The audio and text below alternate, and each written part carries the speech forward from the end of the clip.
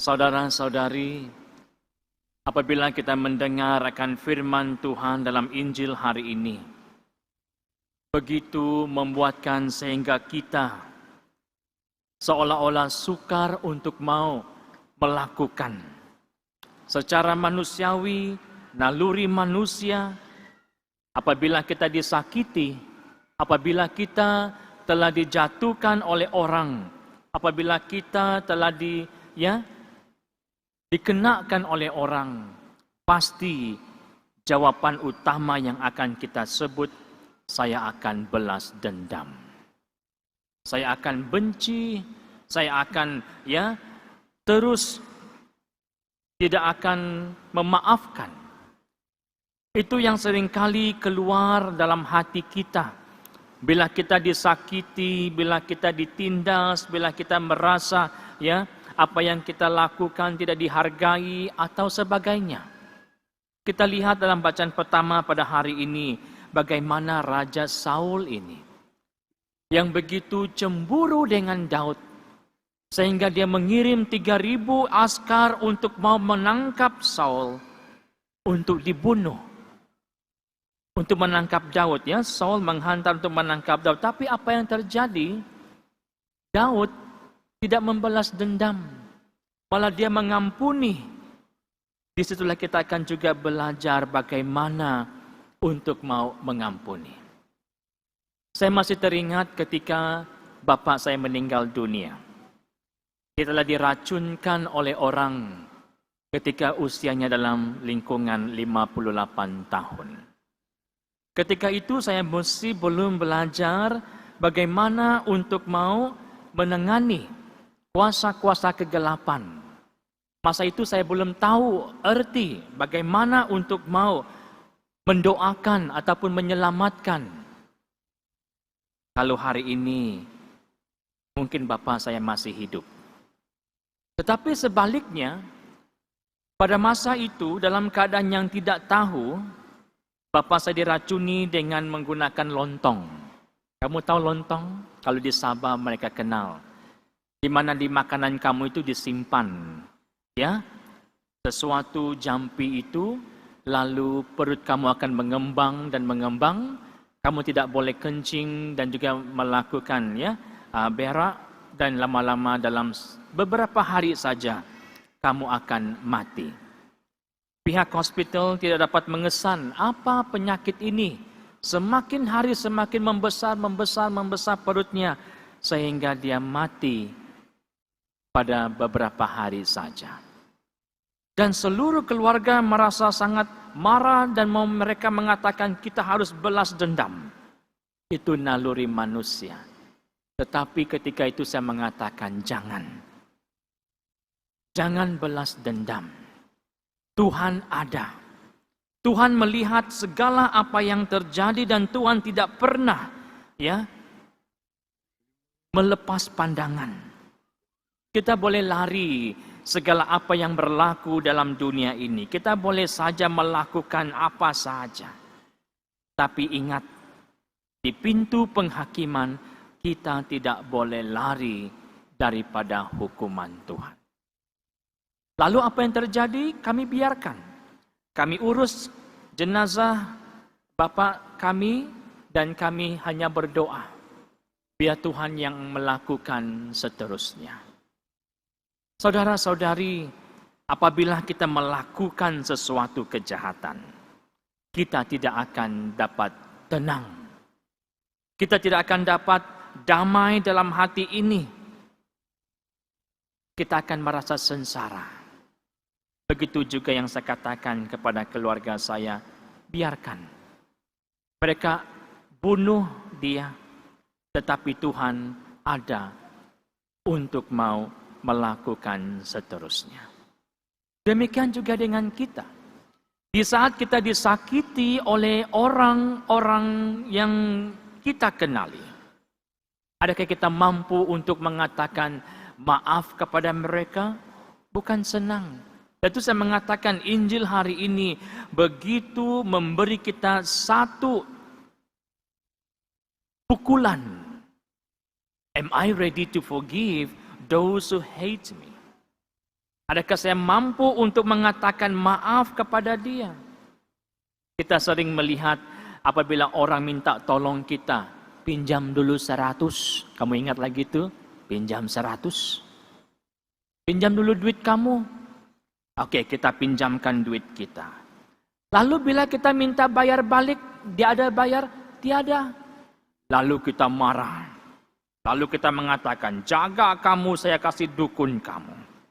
Jaga kamu, ya, itu yang balasan kita. Tak cukup saja, simpan di Facebook. Kita simpan gambarnya, ini orang yang hutang saya, ini. Ini bila saya nampak di Facebook ya, saya tengok, oh orang ini utang saya, orang ini begini. Adakah itu dapat membantu menyelesaikan keadaan? Adakah itu dapat memberikan kita kesenangan bila kita sudah paparkan mukanya di sana? Doa yang akan dapat melembutkan segalanya. Itu Tuhan mengajar kita untuk bagaimana mau mengampuni sesama. Kalau saya ingat selama 7 tahun saya berada di Sarawak, 7 tahun itu saya banyak mengalami pencobaan. Orang yang membunuh saya 3 kali. Saya tidak ambil tindakan kepada mereka. Saya mengatakan, pergilah. Cobaan pertama membunuh Father ketika misa pagi. Kalau misa pagi di sini sangat sunyi. Ya, bila orang semua sudah balik, tinggal Father seorang selepas ya menutup pintu mengemas, tiba-tiba seorang datang dengan pisau. Mau menikam Father daripada belakang. Waktu pagi after morning mass. Saya bilang, simpan pisau kamu. Larilah. Ya. Saya tidak repot pergi polis. Saya tidak bagi mengatakan dia ini. Saya bilang pergi. Karena saya tahu bukan kamu yang mau melakukan ini. Tapi setan yang merasuki dalam pikiran kamu. Saya bilang go. Karena saya tidak bersalah. Apa salah saya? Saya mau bunuh Father. Saya minta maaf Father, saya mau bunuh kamu. Saya bilang jangan, simpan. Cobaan kedua di pejabat. Dia berpura-pura menjadi orang sakit. Dia minta supaya didoakan. Tetapi di sebelahnya itu ada 3 parang yang bersama dia. Saya layan macam biasa, apa sakit kamu, begini-gini. Tetapi niatnya itu adalah datang untuk mau bunuh Father. Pisau yang dia bawa itu pisau kecil ya. Tetapi dia punya gigi itu, kalau dia tarik saja, usus boleh tercabut. Karena pisaunya itu luar biasa. Dia ada bawa 3 pisau. Orang yang pertama dia harus bunuh adalah di depan kamu. Kamu harus mati dulu. Baru yang kedua ini mati. Dan yang ketiga dia akan bunuh. Dan saya bilang, mana parang kamu bagi saya? Roh Kudus bekerja. Dia menyerahkan dia punya senjata. Lalu saya simpan di bawah kaki saya. Dan saya berdoa untuk supaya dia tidak meneruskan niatnya. Saya bilang, pergilah. Jangan berbuat dosa. Kamu bunuh orang, lepas ini kamu masuk penjara, lepas itu kamu dihukum, apa yang kamu dapat? Cobaan ketiga, ketika puji sembah. Ketika Father tengah berdoa di depan ini, seorang lelaki datang di depan sana, coba untuk mau bunuh Father di sini, tetapi dia tidak boleh berjalan. Kakinya kaku. Karena apa? Ini rumah Tuhan. Rumah doa. Tidak ada kejahatan yang boleh memasuki di dalam rumah Tuhan. Satu Tuhan kita itu Allah yang begitu baik. Kalau kita benar-benar percaya bahwa kekuatan kita ada bersama Dia, kita akan selamat. Tapi kalau kita tetap dengan kita punya keegoan, kita pergi sembahyang tetapi kita tidak mengalami Tuhan karena apa? Sifat yang ada dalam tubuh ini Keegoan yang kita ada ini yang membuatkan kita tidak mampu untuk melihat kehadiran Tuhan. Ada juga yang datang ya bermacam cobaan, minta counseling dengan Father, tetapi di dalam bagnya itu Father tahu ada senjata. Lalu saya mengatakan, saya tidak mau jumpa orang ini, ya kita tukar appointment, karena saya merasakan ada satu niat yang tidak baik di dalam bag itu ada senapang. Saya bilang saya tidak mau jumpa dia dan saya mau mengelak orang ini. Saudara-saudari, kuasa kejahatan itu ada di mana-mana. Di rumah kita sendiri pun ada. Di mana kita tidak dapat berdamai dengan kita punya ibu bapa. Tidak dapat berdamai dengan kita punya suami istri, apalagi anak. Kita lihat anak kita zaman sekarang. Mereka begitu dikuasai oleh kuasa kegelapan sehingga mereka tidak mampu untuk mau menghormati orang tua. Saya sering kali mendengar apabila seorang ibu datang jumpa Father dalam keadaan yang trauma. Datang jumpa Father minta doa dalam keadaan tangan seperti ini. Father, saya takut anak saya. Anak kamu umur berapa? Tingkatan 5, Father. Ah, kenapa? Setiap kali dia datang, Father, dia mau minta duit dengan saya, tapi saya tidak bekerja, saya suri rumah. Saya punya laki pergi kerja. Apa dia buat, Father? Dia mau tampar saya. Saya telah ditampar, ditendang banyak kali oleh anak ini. Saya takut, Father. Setiap kali anaknya pulang daripada sekolah, dia bergementar. Karena apa? Dia takut ditampar lagi oleh anak. Itu anak zaman sekarang. Jangan sekali-kali membuatkan air mata ibu bapak mengalir. Karena itu merupakan dosa yang paling besar. Tetapi anak-anak sekarang tidak peduli. Kenapa? Karena mereka merasa mereka hebat, mereka kuat, mereka boleh melakukan. Ya, mereka lupa jasa orang tua yang telah membesarkan mereka. Sehingga mereka tidak mempunyai kekuatan untuk minta maaf pun sama ibu bapa. Itu banyak. Kejadian terbaru di mana ya bapak ini juga telah ditendang oleh anaknya sendiri, anak kandung. Bagaimana kita mau berdamai?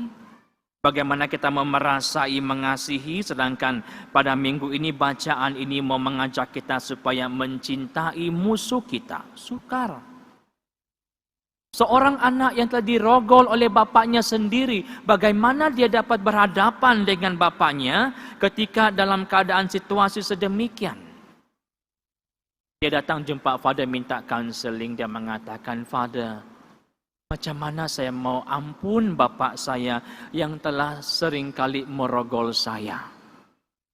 Kalau kamu di tempat dia, apa yang kamu buat, kamu juga akan trauma. Saya mau bunuh diri, Father, saya mau lari. Sebab itu saya mengatakan bacaan Injil hari ini bukan mudah. Ini memerlukan kekuatan daripada Tuhan untuk mau agar kita mampu mengatakan maaf, mengampuni. Saya kasihan melihat anak ini yang mengatakan saya trauma melihat. Dia trauma melihat semua lelaki disebabkan oleh bapaknya yang telah merogolnya. Dalam usia berapa? 14 tahun. Dalam usia 14 tahun bapaknya mengambil kesempatan terhadap anak ini sehingga dia merasa trauma. Lalu anaknya datang, bagaimana saya meminta saya mencintai bapak saya, Father, tidak boleh. Luka itu dalam. Saya mengerti keadaannya. Tapi saya bilang, dia masih bapak kandung kamu. No, Father, don't mention about his name. Saya tidak mau dengar nama bapak saya sebab saya dilukai. Ini reality.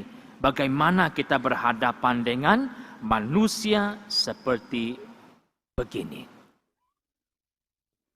Hanya Tuhan yang dapat membantu kita. Menggunakan kekuatan sendiri tidak kita akan mampu. Bagaimana juga seorang istri yang melihat suaminya yang telah bermadu dengan perempuan lain. Seorang ibu datang jumpa saya mengatakan, "Father, luka di dalam tubuh ini dalam. Suami saya telah mengandungkan perempuan lain." Sebagai seorang istri, Father, bagaimana saya mau berhadapan dengan saya punya suami? Perempuan itu telah mengandung. Dia telah melakukan penzinaan di luar saya. Pada suruh saya mau ampun sama dia, no way. Saya tidak sanggup untuk mengampuni saya punya suami yang telah durhaka dengan saya. Bagaimana? Kesakitan yang ada dalam tubuh itu, kalau tidak dirawat dengan Tuhan, dia akan membawa kepada penyelesaian bunuh diri. Saya itu banyak yang datang jumpa Father, bunuh diri, saya mau bunuh diri, saya mau bunuh diri. Kalau kita belajar dari bacaan pertama, bagaimana dia yang dikhianati, bagaimana dia yang mau dibunuh, tetapi dia tetap mengatakan dia mengampuni. Tapi kalau kita dalam keadaan seperti tadi, bagaimana?